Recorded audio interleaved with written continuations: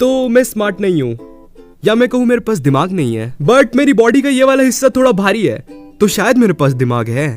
अब स्मार्ट होने का मेरा मतलब ये नहीं कि मैं उन ज्ञानी बच्चों जैसा नहीं हूँ जो कि अपनी उंगलियों को ऐसा ऐसा करके पूरे ब्रह्मांड का मैथ्स कैलकुलेट कर देते हैं। अबे उसको ना अबेकस कहते हैं, चू। और इसे कुंगफू कहते हैं, साले चू। ये है कुंगफू मास्टर। मुझे 6+7 अपनी उंगलियों पे काउंट करना पड़ता है, बट खैर 6+7 का आंसर किसको नहीं पता होता है ना? 5 6 7 8।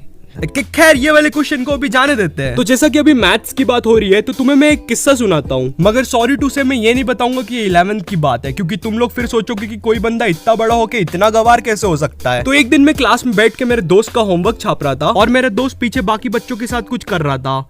मुझे पता नहीं क्या कर रहा था, मगर कुछ तो कर रहा था। शायद बॉम्ब वॉम्ब डिफ्यूज कर रहे थे वो लोग, या लगा रहे थे। खैर, तो होमवर्क छापते छापते मुझे एक क्वेश्चन में डाउट आया। अब नॉर्मली कभी ऐसा होता है तो मैं जो सामने वाले की कॉपी में पैटर्न बना होता है वही अपनी कॉपी में बना देता हूँ, मगर उस दिन मेरे दिल से एक आवाज आई, ब्रो इट्स हीरो टाइम। बस इतना सुन के मेरी आंखों में चमक आई और मैं मेरे दोस्त के पास चल पड़ा। ओए, ये इसका आंसर 2 नहीं आएगा तो क्या आएगा? उसने जैसे ही ये बोला, सारे बच्चों की नजर मुझ पे आ गई। उनकी आंखों में एक मस्ती सी थी, वो मुझे हलाल होता हुआ देखना चाहते थे। आयु, अब तेरे पास और कोई चांस नहीं है, अब तू पीछे भी नहीं हट सकता। मुझे ये करना ही होगा, इसलिए मैंने अपने दिमाग में सबसे हायर मैथमेटिक कैलकुलेशन लगाया और उसका आंसर दे दिया, इन्फिनिट।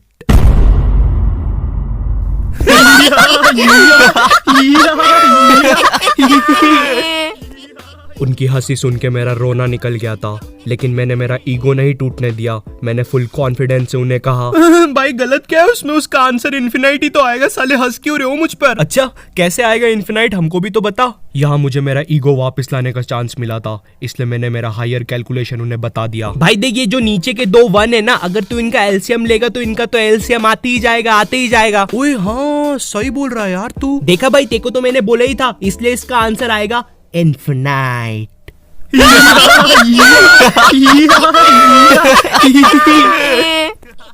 उस समय मुझे इतना गुस्सा आया, मुझे किसी को पंच करना था, इसलिए मैंने खुद को पंच मार लिया। अब ऐसा भी नहीं है मुझ में कॉमन सेंस नहीं है, अगर गेट इधर है तो मैं उधर नहीं भराऊंगा। अब देखो, मैं कोई अभी ऐसा नहीं हुआ हूँ, मैं बचपन से ही डम्ब था। मुझे याद है मैं 4th क्लास में एक कोचिंग जाता था। हाँ, 4th क्लास में नहीं था यार मुझ में उतना दिमाग, मैं बस एक मामूली सा डफर था। रुको, मैं नहीं था डफर, ये था। सब कुछ इसकी गलती है, मुझे तो सब कुछ आता है। वैसे तू ये कर क्या रहा है? साले मेरी नाक क्यों कटवा रहा है? ऐसा तो नहीं था मैं बचपन में। पढ़ाई में पहले मेरा बहुत बुरा हाल रहता था। A for Apple, A for Apple. अब बोलो ए हाँ, एप्पल एप्पल ए एप्पल एप्पल ए एप्पल एप्पल ए जब्बा।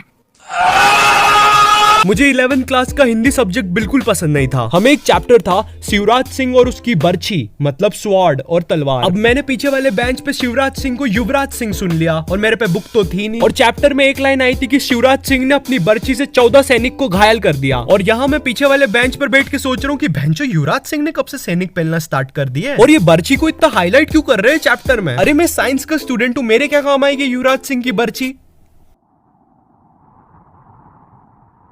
तो एलियन 1, तुम्हें क्या लगता है इस बर्छी से हम लोग क्या कर सकते हैं? अरे भैया, इसको कोई ट्रांसलेटर दो। अरे ढपले को हिंदी नहीं आती क्या? एलियन 1 वहां रखा है ट्रांसलेटर। जी तो सर, मैं बता रहा था कि अगर हम बर्छी से इलेक्ट्रोमैग्नेटिक रेडिएशन निकाल लेंगे तो उससे क्या होगा कि अरे कैसा आदमी है यार, मारो यार ढपले को। हिंदी बोलना साले। शांत हो जाए सब। एलियन 1 आगे बोलो। जी तो सर, इस बर्छी की पावर से हम लोग ना बाथरूम में टेलीपोर्टेशन कर सकते हैं। बेकार आइडिया। मोदी जी, आपको क्या कहना है इस पे? मित्रों, हम इस बर्छी से 14 सैनिकों को घायल कर सकते हैं मित्रों। यस, कमाल है। Full support.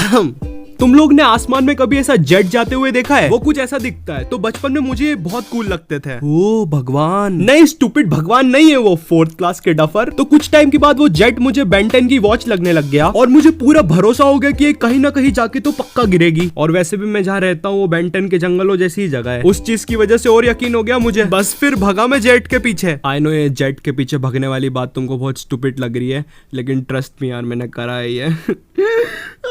तो मैं जेट के पीछे पीछे पीछे भगा, लेकिन जेट तो गिरा ही नहीं। लेकिन जेट का पीछा करते करते मैं जहाँ आ गया था ना, वहां से घर जाना बहुत मुश्किल था। खैर वो बात अलग है कि मैं मेरे घर से बस थोड़ा ही दूर था, मगर कसम से उस टाइम मैं बेन 10 भूल गया था। हेलो, आपको पता है मैं कहाँ पे आ गया हूँ? नहीं कोई बात नहीं, मैं खुद ढूंढ लूंगा रास्ता। अले मुझे भूख नहीं लगी है। ओह अच्छा, वो डॉगी का बिस्किट था। मुझे भी डॉगी बहुत पसंद है। आपको पता है मैं भी एक बार डॉगी। तो अभी हाल ही में मैंने एक डम मूवमेंट किया है मेरे एग्जाम्स के टाइम पर। ओके तो इस चीज को थोड़ा छोटा रखते हैं। तो मेरी ऑनलाइन क्लासेस चल रही है, मैं पढ़ता लिखता कुछ भी नहीं हूँ, मेरा फ्यूचर बर्बाद हो रहा है, मेरा कुछ भी नहीं हो सकता, प्लीज कोई मुझे मार दो।